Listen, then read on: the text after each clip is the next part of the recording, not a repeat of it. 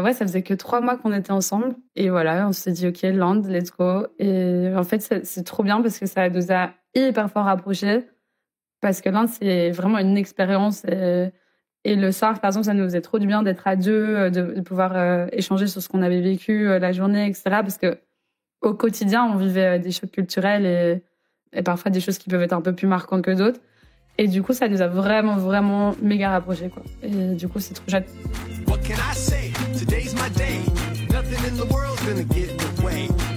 Je suis MC, la rebelle en tutu, et tu écoutes Crush, le podcast qui explore la magie des premiers jours des histoires d'amour. Tous les mardis, je fais la révolution en recevant à mon micro un ou une invitée qui me raconte à cœur ouvert la rencontre qui a un jour bouleversé sa vie. Si tu veux découvrir l'actu et les coulisses du podcast, rendez-vous sur Instagram sur le compte @crush_le podcast. Aujourd'hui, j'ai la chance d'être avec Lou qui va me raconter comment elle a croisé Thomas sur un événement, un rallye de voitures, plus exactement le Budapest Rally, il y a presque 2 ans maintenant, et comment cette rencontre a chamboulé sa vie. Comment vas-tu, Lou, ce matin ? Coucou, écoute, ça va très bien et toi ? Très bien, merci beaucoup. Tu es Lou de Moraes. Tu es plus connue sur Instagram sous le pseudo Loucheuse. Tu es la fondatrice de la marque de vêtements Tarouga. Tu nous en parleras peut-être parce que ça a un lien avec ton histoire et avec votre histoire. Tu l'as créée avec ton amoureux Thomas, cette marque. Tu es aussi une âme voyageuse. Tu rentres d'ailleurs d'un road trip de 3 mois au Brésil en van. Donc, tu m'as fait rêver. Ça fait 3 mois que tu me fais rêver avec ton compte Instagram. Et c'est comme ça que je t'ai découverte d'ailleurs, car une abonnée à moi m'a identifiée sous un de tes posts en me disant qu'elle avait envie d'entendre votre histoire d'amour à mon micro. Je suis ravie d'être avec toi, Lou, et j'ai hâte que tu me racontes comment tu as rencontré Thomas. Avant de se lancer dans ce récit, il y a un petit rituel dans Crush. Plutôt que de te présenter de façon un peu conventionnelle en me disant qui tu es, est-ce que tu sais te décrire en 5 hashtags ? J'ai un peu réfléchi, mais je dirais, premier hashtag, c'est très sociable. Je pense que c'est un peu le critère le plus important et le plus chouette quand on est en voyage, et ce qui me représente plutôt bien.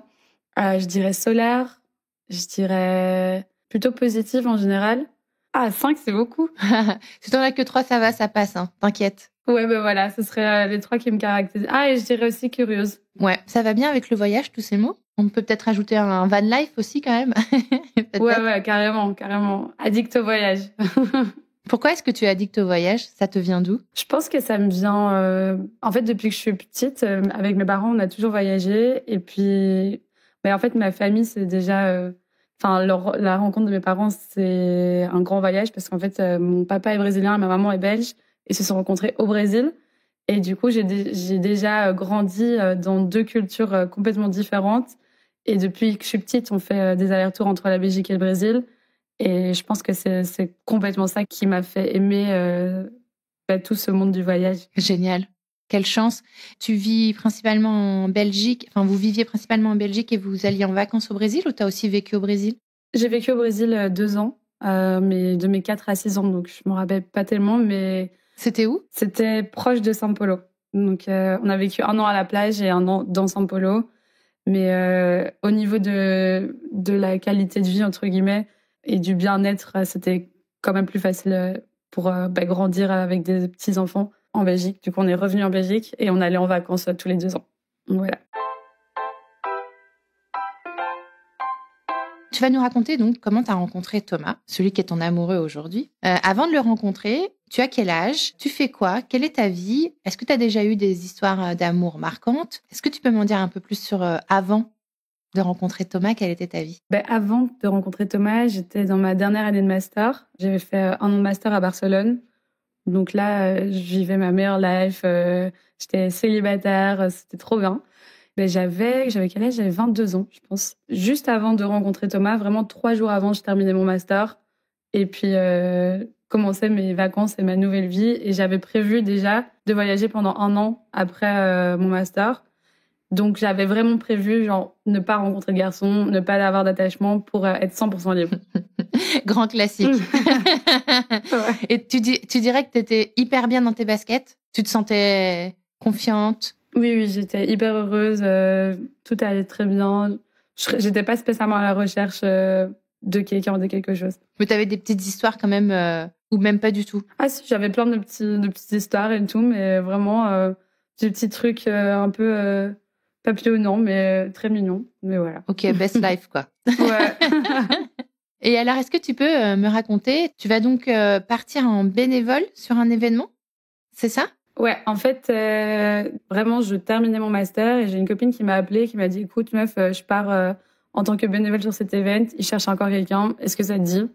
Et j'étais en mode, OK, let's go, on y va. J'avais jamais entendu parler de cet event. C'est un rallye de voitures qui part de France jusqu'à Budapest en 8 jours. Du coup, on est toute la journée sur la route et on traverse l'Europe. Et le soir, on se rejoint dans des camps. Et du coup, nous, notre rôle, c'était vraiment genre d'organiser, de mettre la bonne ambiance, etc. Et donc, j'étais OK, on y va. C'est gros? Il y a combien de personnes qui travaillent sur ce rallye? En fait, on était une dizaine de bénévoles à être constamment avec le groupe. Et puis, il y avait des bénévoles à chaque campement. Donc, on est quand même pas mal de bénévoles au total. Mais là, nous, on n'était que 10 à suivre le groupe tout le long, quoi. Et le groupe, c'est combien de participants? Je pense environ 200 personnes. Ah ouais, donc c'est gros quand même. Ouais. Ça fait 200 véhicules. Ouais, c'est gros quand même. Tu définirais comment son rôle? Il y a beaucoup de logistique ou c'est surtout quand tu dis mettre l'ambiance, ça veut dire... Bah, vraiment, notre rôle, c'était... on fait la fête, on est sympa avec les gens, on met la bonne envie. Et après, oui, il y avait quand même de la logistique parce que, en fait, c'est une course, entre guillemets. Donc, les gens, ils ont des challenges à faire tous les jours et nous, on devait vérifier qu'ils avaient bien fait les challenges et tout. Mais en vrai, c'était très chill. Mais je me rappelle que le premier jour, on a un peu, genre, évidemment, regardé tous les participants. Moi, j'étais célibataire, j'étais un peu en mode à la guet. Et en fait, j'avais déjà vu Thomas, du coup. Tu l'avais remarqué? Ouais, je le trouvais mignon, mais en fait, j'étais vraiment pas en recherche de quelque chose. Voilà, c'est tout. Et puis, je pense que c'est 3-4 jours après qu'on s'est parlé pour la première fois. Et vu que j'étais pas du tout à la recherche de quelque chose, c'est ça qui est trop cool, c'est que j'étais méga moi-même. Et j'étais méga naturelle. Et lui aussi, au début, il y avait pas du tout de tchatch, en fait. C'était vraiment très... on était grave potes. Et je me rappelle de la première soirée qu'on a passée ensemble. Du coup, lui, il est français, moi, je suis belge. Et je lui ai fait croire qu'en Belgique, on buvait des bières dans des culs de baguettes. Et du coup, je lui ai dit que ça s'appelait un bifon. Et en fait, j'ai dit à tout le monde de dire que c'était vrai. Et il était en mode, mais vous êtes trop bizarres, les Belges. Et il y croyait à mort. Et en fait, ça a commencé par ça, quoi. Attends, ça veut dire quoi dans un cul de baguette? Bah, tu vois, les culs de baguettes, bah, j'ai dit qu'en fait, on enlevait la mie du milieu et que on buvait là-dedans, quoi. Ouais, pas mal. Mais d'où t'es venue cette idée, Lou? Je sais pas. Franchement, bah, j'étais avec une copine et on a commencé à triper là-dessus et voilà, c'est parti de là. Et il s'est aperçu à un moment du poteau rose ou? Bah, ça a mis du temps parce qu'on lui a fait croire pendant plusieurs jours quand même. Okay. Et physiquement, tu le trouvais comment? Il avait quelque chose de particulier? Ouais, je le trouvais grave mignon en vrai. C'est complètement mon style de mec. C'est-à-dire? Bah, il est un peu typé latino parce qu'il est espagnol, enfin à moitié espagnol. Il a les cheveux bruns, des petits cheveux bouclés, etc. Mon style de gars. Un très beau sourire et tout. Donc, mais voilà, genre, je le trouvais mignon, mais j'étais pas non plus en mode, je veux qu'il se passe un truc. Ouais, ok. Et donc lui, il a des parents aussi. Lui aussi, il est issu de deux cultures? Son papa est né en France et tout, mais ses parents sont espagnols et sa maman, ils sont français. Ok. Et là-dessus aussi, vous vous retrouvez tout de suite ou pas quand vous vous rencontrez? Sur l'ouverture ou? Pas tellement parce que au final, son papa est espagnol, mais il a grandi en France. Du coup, il est un petit peu dans la culture espagnole, mais moins que moi. Où c'est vraiment mon papa qui est brésilien et qui a grandi au Brésil, qui me parle en portugais, alors que lui, du coup, c'est un peu différent, je pense. Je suis pas sûre que ce serait ça le premier truc qui nous relie, mais clairement, déjà, je trouve ça trop chouette qu'ils comprennent l'espagnol. Et voilà. Donc après cette première soirée où tu lui racontes n'importe quoi. Il se passe quelque chose ou pas du tout? Non, là, pas du tout. Mais je suis quand même en mode, OK, il est vraiment pas mal. Les autres m'embêtent en mode, c'est une crèche. Et voilà. Mais c'est vraiment, en fait, tout s'est fait de manière très enfantine, en fait. On aurait dit un camp scout, tu sais, où les copains sont là, ils sont en mode, il faut vous parler. C'était très bébé, mais voilà, mais c'était hyper mignon. Et du coup, ce soir-là, il se passe rien. Et puis, en fait, c'est les soirs d'après, vu qu'on est devenus potes, on se parle de plus en plus. Et le truc, c'est qu'à chaque fois, la journée, on est tous sur la route. Du coup, on se voit pas, on se parle pas, et c'est le soir qu'on se rejoint tous. Et voilà, et puis il y a eu un soir où on s'est fait un bisou. Et puis voilà, on a commencé à développer un petit truc, quoi. Et c'était quoi ce petit truc? Je sentais que je l'aimais bien et que ça pouvait être mon style de mec, mais en même temps, j'avais cette pensée en mode, j'ai pas du tout envie de rencontrer quelqu'un là maintenant parce que dans 2 mois, je pars et j'ai pas du tout envie d'avoir une attache. J'étais déjà partie quand j'avais 18 ans pendant 1 an et j'étais amoureuse d'un garçon et ça m'a comme changé mon expérience, je pense. Et du coup, j'avais vraiment envie de partir de l'esprit libre. Et jusqu'au moment où, en fait, en parlant avec lui, j'ai compris que lui aussi, c'était un voyageur. Et que lui aussi, il avait comme projet de voyager cette année. Et qu'il voyageait, en fait, à temps plein déjà de base. Et j'étais en mode, ah, là, ça peut m'intéresser. Ok, d'accord. Lui, il était participant à la course? En fait, lui, il était invité pour filmer. Parce il est vidéaste, il fait des vidéos. Et donc, il filmait tout le rallye, quoi. Je mettrai d'ailleurs en description de l'épisode les liens vers vos comptes respectifs sur YouTube. Thomas est un génie de l'image. Enfin, moi, je trouve ça superbe ce qu'il fait, la façon dont il raconte ses voyages, vos voyages à tous les deux. Je mettrai tout ça pour les auditeurs et les auditrices que ça intéresse. Premier bisou, tu sens que quand même il se passe un truc peut-être un peu spécial. Et là, tu découvres aussi qu'il a une âme de voyageur comme toi et que vous pourriez vous entendre. Mais est-ce que tu projettes quelque chose? J'ai pas forcément l'impression. Je me fais pas d'idée parce que je me dis qu'il est français, que je suis belge, que c'est un peu une amourette de vacances et qu'il y aura pas trop de suite à ça. Mais quand même, je sens que tous les deux, on s'aime vraiment bien, tu vois. Genre, il y a quand même, on est attirés l'un par l'autre, on s'entend hyper bien, on a tout le temps envie de se parler et tout. Et voilà. Et en fait, le dernier jour du rallye, moi, je dois rentrer avec les bénévoles parce qu'on rentrait tous ensemble. Et lui, en fait, il était là avec son van, du coup. Et il fait le retour tout seul sur 2 semaines, en passant par l'Autriche, la Suisse et tout. Et du coup, on continue à se parler. Et pendant 3-4 jours, je dirais, on se parle par message. Et j'ai un peu le sentiment de... il est quand même chouette, ce mec, mais je sais pas. Et en fait, à un moment, il me dit, écoute, moi, je suis tout seul dans mon van. Si tu veux me rejoindre, t'es la bienvenue. Et là, je suis en mode, ok, tu sais quoi, one life. Et le lendemain matin, j'étais dans un Blablacar direction la Suisse. On s'est rejoint en Suisse. C'était une galère parce qu'il y avait, du coup, en Suisse, il n'y a pas de réseau. Donc, et je lui avais donné le mauvais nom de gare, etc. Enfin bref, on a mis 1 heure à se retrouver. Et au final, on s'est retrouvés en Suisse et en fait, c'était trop chouette. Et ça s'est trop bien passé. Est-ce qu'il y a eu un bisou sur le bord de la route pour se dire bonjour ou comment, quand vous vous retrouvez, c'était bizarre ou naturel? Non, il y a eu un bisou gêné. Mais en mode... Le bisou gêné. Coucou. On fait la bise ou on se fait un sac, c'est ça. Et après, c'est devenu direct, hyper naturel. Et en fait, au final, j'étais censée le rejoindre pour 2-3 jours. Au final, on a passé 1 semaine ensemble. Donc moi, ma première expérience en van, j'avais jamais fait de van. Et ouais, c'était juste trop bien. On était vraiment dans notre petite bulle à deux. Et là, on s'est dit, OK, genre là, il se passe vraiment quelque chose. Et en fait, on n'a pas envie que ça s'arrête ici. Et du coup, lui, après 6 jours, il partait avec ses copains pendant 2 semaines. On continuait de s'appeler, etc. Et en fait, il est revenu de vacances. Le lendemain, il a pris son van et il a débarqué en Belgique. Et en fait, on a repassé 1 semaine ensemble en Belgique. On est allé en Hollande, un peu à Lille et tout, dans les alentours. Et c'était de nouveau trop cool. Puis moi, je partais 2 semaines. Sur mon retour, je suis passée par Paris pour le voir. Et en fait, c'est comme ça qu'on a commencé à faire des allers-retours Belgique-France, Belgique-France. Ok. Et donc, il y a une relation, une relation un peu sérieuse qui a commencé à se mettre en place entre vous, c'est ça? Ouais. Est-ce que tu sais dire, est-ce que t'aimais, toi, dans le fait que Thomas soit ce voyageur? Est-ce que c'est ça qui le rendait, je sais pas comment expliquer, qui le rendait attirant? Tu sais, souvent, quand on rencontre quelqu'un qui a ce même goût du voyage, ce même goût du partage et du lien avec les autres et avec d'autres cultures, on ressent un lien très, très fort avec cette personne. Est-ce que tu crois que c'était ça qui vous a unis tout de suite? Oui, complètement. Moi, quand je l'ai rencontré, du coup, dans le voyage en rallye, pour moi, j'étais persuadée que c'était un mec qui fait les voitures et qui était au rallye parce que c'était un youtubeur voiture. Parce qu'il était invité en tant que youtubeur et je me suis dit, OK, il fait des vidéos sur les voitures, super. Et en fait... So what? Ouais.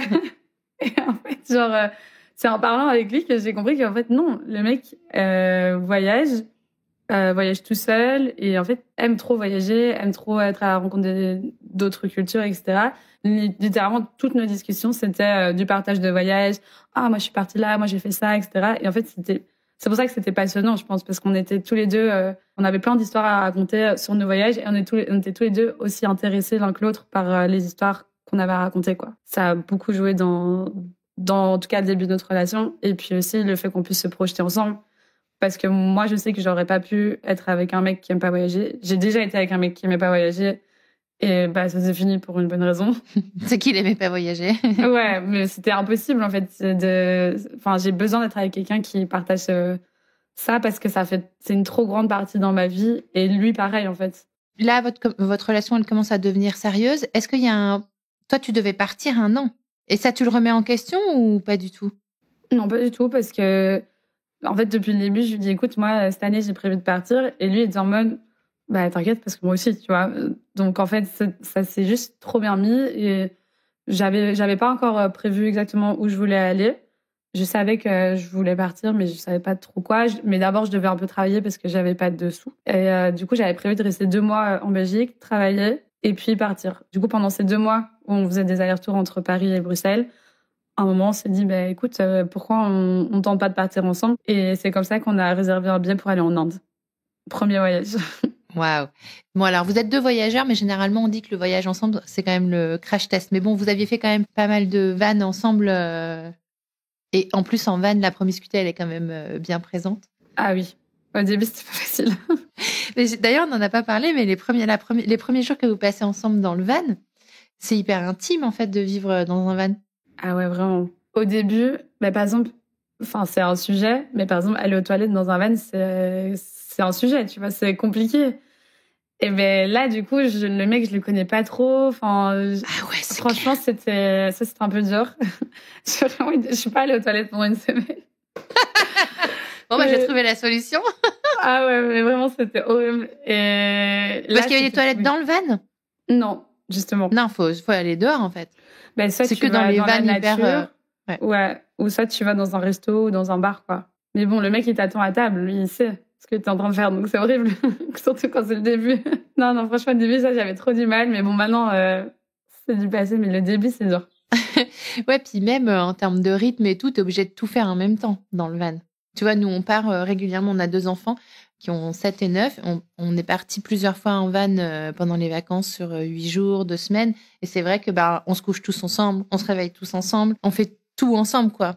Même si t'as tous de la nature qui est ouverte autour de toi, finalement, t'as pas tant d'échappatoire que ça, quoi, face à l'autre. Ah oui, vraiment. Puis même, bon, bah, ça, maintenant, c'est devenu un peu notre quotidien, du coup. Mais tu vois, parfois, bah, quand tu voyages sur 3 mois, t'as d'office besoin de moments à toi, de moments où t'es sur ton téléphone, où t'as pas envie de parler, etc. Et même nos moments à nous, on les passe ensemble. Du coup, on passe notre vie ensemble et dans un mini-espace, quoi. C'est ça. Alors, attends, on revient au moment où vous vous dites, tiens, bah, si on partait ensemble, et vous partez en Inde. Vous décidez d'aller en Inde. Tu connaissais, toi, l'Inde? Pas du tout. Lui, il était déjà allé au Népal. Moi, j'étais déjà allée au Sri Lanka, qui sont des cultures qui se rapprochent, mais j'avais jamais été en Inde et j'avais vraiment un attrait pour ce pays. J'avais envie d'y aller. Mais c'est vrai que c'est un pays qui peut être impressionnant. Donc, j'avais pas forcément envie d'y aller toute seule. De base, on est parti en Inde parce que j'ai trouvé des billets à 180 € pour aller en Inde. Donc, vraiment fou. Ah ouais, ok. Donc, tu fais partie de ces gens qui sont capables de trouver des billets super pas Ouais. chers. Quand moi, je me tape toujours les plus chers. C'est ça? Ouais. Ah, mais j'ai tout cherché. J'ai trouvé des magouilles. On restait 2 jours à un endroit et tout. Le vol était hyper long. Enfin, le trajet était hyper long, mais c'était 180 €. 180 €. Incroyable. Ouais. Mais on a raté le vol parce que Thomas a oublié son passeport. Franchement, on est arrivé à l'aéroport et il s'est Il avait détrompé pas de son passeport sur lui? Ah. Si, mais il avait pris son ancien qui était périmé. Et du coup, bah, on a dû prendre un autre vol. Donc au final, ça nous a coûté super cher. Et franchement, c'était le premier voyage. Et j'étais vraiment en mode... Mais en fait, il est débile, ce mec. J'étais en mode, oui, comment ça va se passer? Et au final, du coup, on a pris un autre vol. On a dû retourner à Paris parce que du coup, on était à Bruxelles en plus pour prendre le vol. Bref, une petite galère de début de voyage. Mais, ok, comme ça peut arriver. Ouais. Mais du coup, là, ça faisait que 3 mois qu'on était ensemble. Et voilà, on s'est dit, OK, land, let's go. Et en fait, c'est trop bien parce que ça nous a hyper fort rapprochés. Parce que l'Inde, c'est vraiment une expérience. Et le surf, par exemple, ça nous faisait trop du bien d'être à deux, de pouvoir échanger sur ce qu'on avait vécu la journée, etc. Parce que au quotidien, on vivait des chocs culturels et parfois des choses qui peuvent être un peu plus marquantes que d'autres. Et du coup, ça nous a vraiment, vraiment méga rapprochés, quoi. Et du coup, c'est trop chouette. Qu'est-ce qui est particulier en Inde, selon toi? Quand tu parles du choc culturel, j'imagine à peu près, mais je veux bien ton avis. Mais en fait, vraiment, en Inde, tout est différent. Tu peux pas t'accrocher à des choses qui sont comme chez nous parce qu'il y a rien qui est comme chez nous. Genre, tout est vraiment différent. Genre, un bête truc, mais le regard, par exemple, il y a la culture du regard là-bas, elle est différente de la nôtre. Chez nous, on va pas fixer des gens. Et là-bas, c'est pas mal poli de fixer quelqu'un. Et du coup, bah, nous, en tant qu'Européens, on peut vite se sentir oppressé par un regard ou quoi. C'est pas mauvais, c'est pas négatif, mais c'est juste un aspect culturel différent. Et au début, ça peut être compliqué à comprendre. La nourriture n'a rien à voir. Moi, j'ai eu du mal avec la nourriture. J'étais malade dès le début en plus. Ça nous a encore plus rapprochés. Allez, on retourne sur le sujet. Ouais. Vraiment. Bah, moi, ça m'avait fait ça quand je voyageais avec mon chéri d'avant. C'était en Éthiopie. Pareil, la même situation. Ça faisait plus longtemps qu'on était ensemble, mais des situations vraiment cocasses, on va dire. Du style extrême. Bah ouais, la bouffe, quoi, ça passe pas, quoi. Ah oui, ouais. Et donc, t'es malade tout le temps, quoi. Et j'imagine bien l'Inde un peu pareil. Et donc là, ouais, j'imagine que ça vous rapproche. Vous restez combien de temps? On a fait 1 mois. Ça doit vous rapprocher vachement, non? Ouais, vraiment. Genre là, on est revenu de là, on dirait que ça faisait 2 ans qu'on était en couple, quoi. Parce que on avait passé 1 mois non-stop à deux. On était vraiment le pilier de l'un et de l'autre. Parce qu'il y a des moments où c'est un peu plus dur émotionnellement. Enfin, l'Inde, c'est vraiment je pense que c'est ma meilleure et ma pire expérience à la fois. C'est tellement un gros truc. En même temps, t'apprends tellement à la fois. Et en même temps, parfois, c'est pas facile à tout en gérer. Et parce que forcément, tu vois beaucoup de pauvreté, beaucoup de saleté et tout. Et du coup, là, oui, vraiment, on s'est entre guillemets soutenus. Et c'était ouais. cool. Tu te dévoiles en fait aussi vachement. Tu te montres vulnérable, tu montres tes faiblesses. Du coup, la connexion, elle est hyper forte dans ce genre de contexte, je trouve. Ouais, vraiment. Vous n'avez pas assisté à un mariage en Inde? J'ai pas vu un truc comme ça. Ah oui, mais ça, c'est une méga anecdote. Donc, en fait, on s'est fait trop de chance. Moi, c'était vraiment mon rêve. J'avais dit à Thomas, écoute, on part en Inde. Mon rêve, c'est d'être invité à un mariage. On fait tout ce qu'on peut pour être invité à un mariage. Je veux aller à un mariage. Et en fait, trop cool parce que ça s'est fait de manière hyper random. On était dans un magasin. J'essayais des vêtements et le vendeur a vu la caméra de Thomas. Il lui a dit tu fais des vidéos. On a un peu parlé avec lui. Il a dit ok, demain c'est le mariage de ma sœur. Je veux que vous veniez et tu vas filmer le mariage. 500 roupies. Allez, on y va. Ouais, mais non, nous on était en mode mec, on le fait avec énorme plaisir. En plus Thomas, ça l'arrangeait trop parce que lui, du coup, il avait des images pour ses vidéos YouTube. Il pouvait filmer sans être gêné parce que c'était son job entre guillemets. Et du coup, on s'est fait inviter au mariage, mais en mode le mariage juste de la famille, quoi. On était, il y avait peut-être le deuxième jour il y avait 500 personnes, mais le premier jour il y avait peut-être 50 personnes et nous. Donc on savait pas ce qu'on foutait là. Et il nous avait dit de dire qu'on était des amis européens qui étaient venus d'Europe pour le mariage. Du coup, on était là, mais c'était incroyable. Et en fait, à un moment, il nous appelle sur scène et ils disent voilà, Lou et Thomas, venez et tout, on veut vous remercier. Et il dit des trucs qu'on comprend pas. Et en fait, il nous passe des colliers de fleurs. Et moi, je dois le mettre à Thomas, lui me le met à moi. Et nous, on se dit ok, c'est pour nous remercier. Et puis on va dans la rue et tout le monde nous félicite, congratulations et tout. Et nous, on est en mode trop bizarre, qu'est-ce qui se passe? Et en fait, le mec, il nous avait mariés.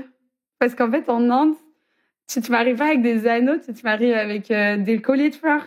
Et nous, on s'est fait marier à notre insu. On était en mode ah ok, bon nice.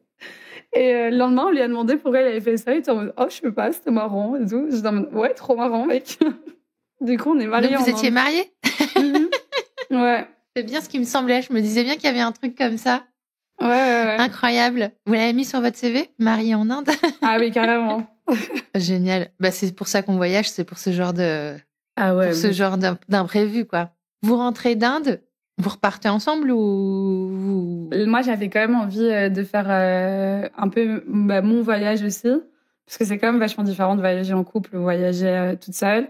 Et j'avais prévu, du coup, d'aller en Colombie toute seule. Et lui avait prévu d'aller en Afrique de l'Est avec 2 copains, faire une ascension de montagne. Moi, c'est pas du tout mon truc, donc j'étais en mode, OK, tu sais quoi, moi, je vais à la plage en Colombie, tu vas faire ta montagne, on se rejoint après. Et du coup, pendant 1 mois, on s'est pas vus.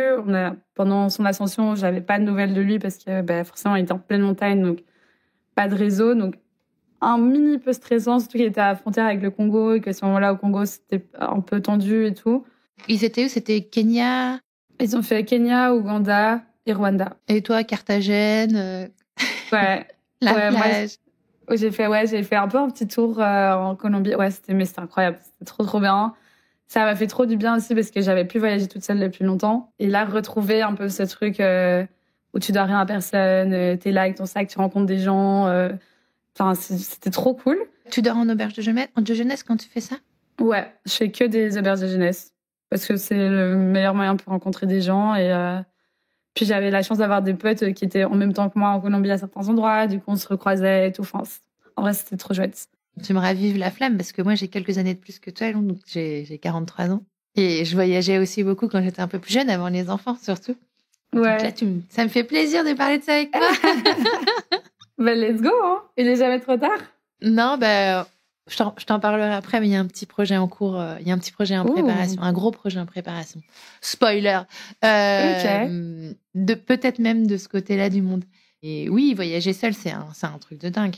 En fait, c'est vraiment différent. Et les deux sont tout aussi chouettes, mais c'est vrai que l'avantage quand t'es en couple, c'est que du coup, t'es à deux et tout est plus simple à deux. Mais du coup, parfois, les gens vont pas forcément venir te parler parce qu'ils sont en mode « Ah bon, c'est en couple, on va les laisser ». Alors que quand t'es tout seul, ouais, tu parles à tout le monde. Je pense que le contact, c'est plus facile, quoi. Tu rentres de Colombie, ils rentrent d'Afrique? Non. En fait, je rentre pas de la Colombie. En fait, je me dis, je suis déjà de ce côté-là du monde. Moi, j'ai mon papa qui habite au Brésil. Let's go. C'est le carnaval. Je vais au Brésil. Du coup, je vais au Brésil. Et Thomas me rejoint au Brésil, en fait, juste après l'Afrique. Et donc, on se retrouve là-bas. Lui, il avait jamais été en Amérique du Sud. Donc, c'est sa première fois. Et je voulais lui montrer mon pays, quoi. Et en fait, on passe 2 mois au Brésil, du coup, à 2. Dans quel coin? D'abord à Rio, pour le carnaval. Et puis, en fait, on a fait toute la côte entre São Paulo et Rio. Mon papa habite par là et c'est là où je vais toujours depuis que je suis petite, quoi. Et là, ça se passe bien. Et là, vous étiez en van ou non? Vous étiez pas en van? Là, on était en sac à dos. Et puis, mon papa nous a prêté sa voiture, donc on a fait un mini road trip. Et on s'est rendu compte que c'était trop cool, le Brésil, pour faire du road trip. Et aussi, surtout, en faisant ce voyage-ci, c'est vrai que moi, j'avais jamais remarqué parce qu'avant, j'avais pas spécialement d'attrait pour les vannes. Mais Thomas, qui est un grand fan de vannes, a remarqué direct qu'il y avait vraiment beaucoup de combis. Donc, des vannes Volkswagen à l'ancienne. Et c'est vrai qu'en fait, il y en a énormément. Et en fait, c'est parce qu'au Brésil, ils en ont construit jusqu'en 2010, je pense. Je sais pas, mais vraiment récemment. Alors que chez nous, ces voitures-là, elles datent des années 80, donc elles sont beaucoup plus rares.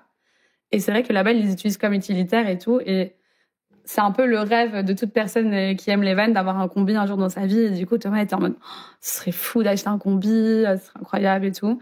Mais voilà, on fait nos 2 mois et c'est trop cool. Et puis voilà, on rentre. Moi, à ce moment-là, j'ai plus de sous.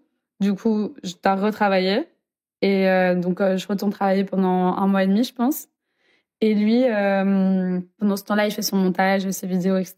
Et puis, on se retrouve début juin pour partir en van, du coup, avec son van dans lequel on s'est rencontrés, faire un tour d'Europe, avec pour objectif d'arriver en Turquie. Et du coup, là, on commence le tour d'Europe. Et au final, en fait, on se rend compte que on aime bien voyager doucement, prendre notre temps, rencontrer des gens et tout. Donc, finalement, en 3 mois, on pense arriver en Turquie. On est arrivé juste au Monténégro. Et finalement, du coup, après 3 mois, on laisse le van. Thomas avait un voyage de prévu, donc avec ses 2 potes avec qui il fait ses ascensions. Il y avait encore une expédition dans la jungle au Suriname. Du coup, lui, il part de son côté. Moi, j'ai plein de petits voyages de prévus avec des copines. Du coup, on fait chacun notre vie pendant un bon mois. Et puis, on repart en van fin d'année.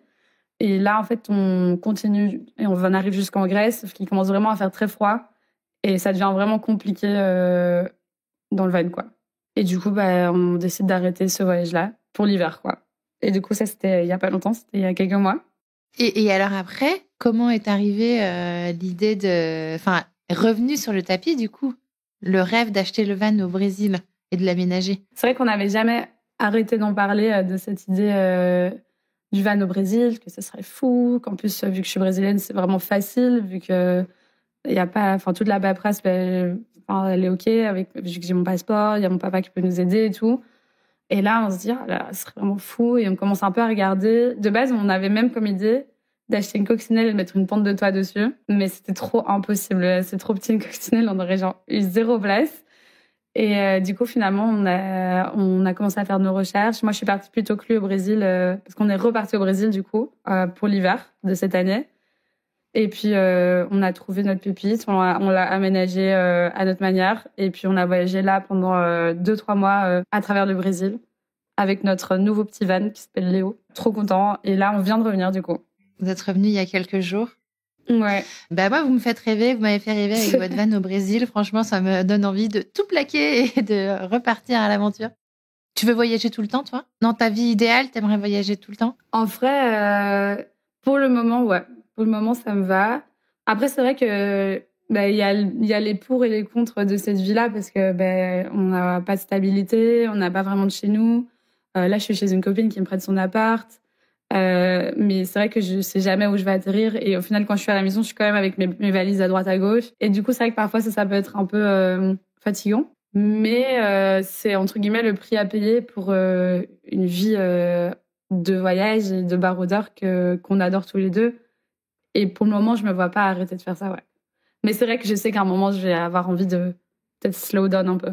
Qu'est-ce que tu penses, toi, Lou, de... J'ai une question de rituel de fin, en fait, sur Crush, qui est la question de est-ce que tu crois au destin ou est-ce que tu crois au hasard? Est-ce que tu crois que Thomas est arrivé sur ton chemin, que tu l'as croisé pour une bonne raison ou c'était tout simplement un hasard et tu as saisi, toi, l'opportunité? Ou est-ce que tu crois que c'était écrit? Je sais pas. En vrai, j'ai tendance à croire quand même au destin et à me dire que les bonnes choses arrivent pour une bonne raison. Et que nos chemins devaient se croiser, en fait. Clairement, là, à l'instant présent, je vois pas de personne avec qui je pourrais plus matcher et avec qui je pourrais vivre la vie qu'on est en train de vivre. On n'en a pas parlé, mais on a aussi lancé une marque de vêtements ensemble. Et voilà, en fait, on a plein de projets.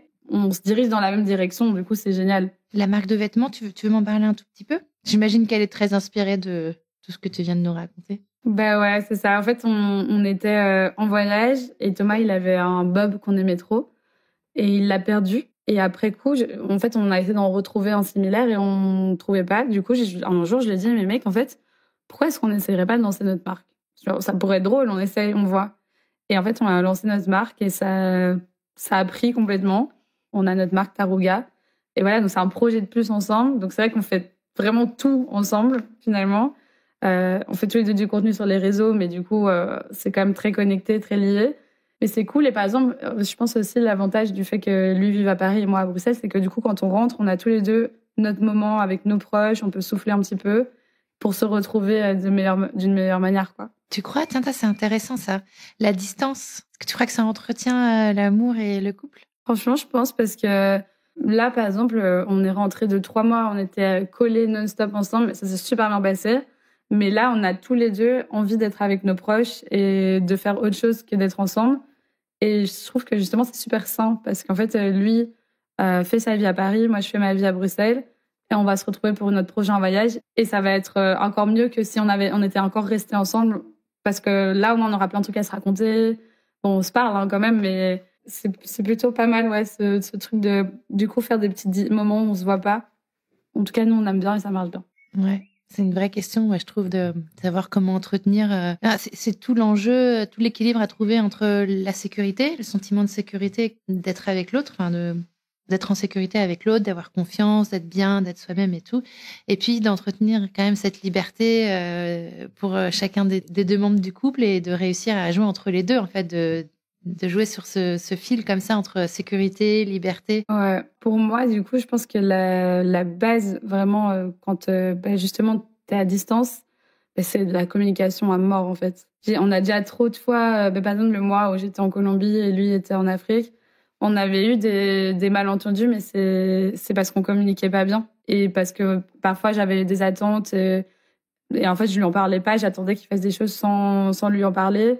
Et en fait, finalement, on s'est tous les deux rendu compte qu'il fallait juste qu'on soit hyper honnête sur tout, qu'on communique tout ce qu'on ressente direct et pas attendre que ça explose. Et du coup, ça marche super bien et on se fait méga confiance. Et je pense que dans la relation à distance, il n'y a pas d'autre choix que de faire confiance. Et pour le moment, tout se passe très bien comme ça, quoi. Merci d'avoir écouté cet épisode. Je compte sur toi pour aller mettre 5 étoiles et un commentaire sur ta plateforme d'écoute favorite, notamment Apple Podcast. Ça prend littéralement 30 secondes et c'est crucial pour soutenir mon travail complètement indépendant. Si tu veux venir à mon micro, tu peux m'écrire sur crush.lepodcast@gmail.com et si tu veux me soutenir financièrement, clique sur le lien Patreon dans le descriptif de cet épisode. 1000 merci pour ton écoute et à la semaine prochaine pour un nouveau Crush.